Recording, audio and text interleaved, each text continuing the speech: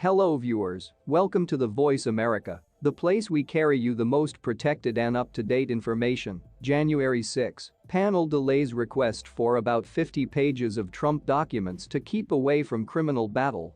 We're in a hurry. If you are new to this channel, I inspire you to subscribe and flip on the bell icon so you will now no longer be lacking any of our closing update. The House Pick-Out Committee is briefly backing off on its request for some of Donald Trump's White House records.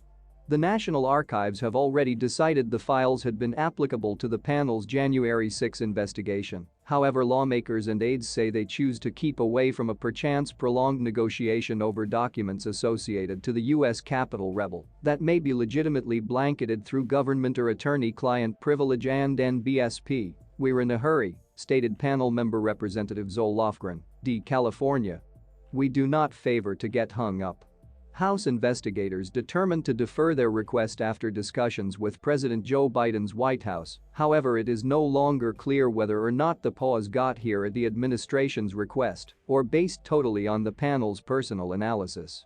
"We are no longer acknowledging privilege in any of these instances, especially due to the fact President Biden is failing to assert an government privilege, and we do not suppose that attempting to overthrow the U.S. authorities is something that triggers government privilege," stated panel member Representative Jamie Raskin, DMD.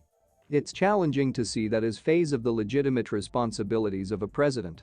Trump has made sweeping claims of government privilege over all of his White House records. However, Biden has rejected most of these requests, and a spokesman for the panel stated the deferred request for these files used to be temporary.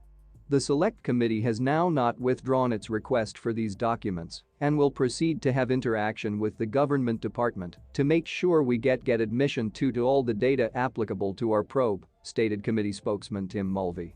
"It's no longer clear what this precise set of archives cover, and the selection to lengthen the request does no longer appear to be primarily based on a privilege declare by using the twice-impeached one-term president and White House assistants. Dana Remus instructed the National Archives it ought to supply any of these 50 pages when the panel asks for them.